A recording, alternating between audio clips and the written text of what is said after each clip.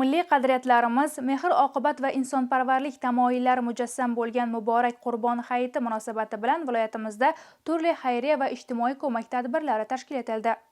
O'zbekiston Respublikasi Prezidentining muborak Qurbon hayiti munosabati bilan aholini davlat tomonidan qo'llab-quvvatlash to'g'risidagi qarori ijrosini ta'minlash maqsadida Samarqand viloyat hokimligi, O'zbekiston musulmonlar idorasi, Oliy Majlis huzuridagi Jamoat fondining viloyat bo'limi, Ijtimoiy himoya boshqarmasi va boshqa tashkilotlar hamkorligida ijtimoiy himoyaga muhtoj, salomatligi bilan bog'liq murakkab sinovlarni boshdan kechirayotgan fuqarolar holidan xabar olinib, ularga manzilli yordamlar ko'rsatildi. Samarqand shahridagi O'rta Xo'jasavat mahallasida istiqomat qiluvchi Parvina Husaynova bir necha yildan buyon og'ir xastalik bilan kurashib kelmoqda.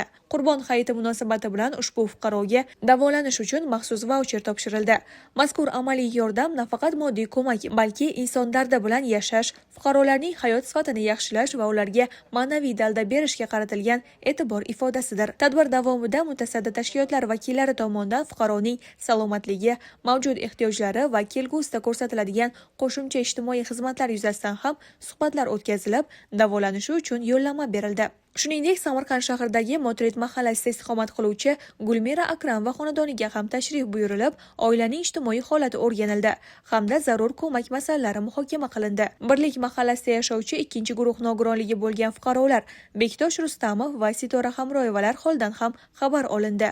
Ular bilan samimiy muloqot qilinib, turmush sharoitlari, kundalik ehtiyojlari va ijtimoiy qo'llab-quvvatlash masalalariga alohida e'tibor qaratildi.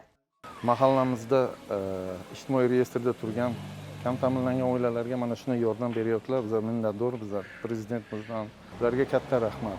Rustamov Bektoshni xonadoniga kelib, hozir so'rab, hol-ahvol so'raganlar ham bu ham katta narsada. Mahalla tomonidan doimiy ravishda oziq-ovqat mahsulotlari, ko'mak, yordam berib kelamiz.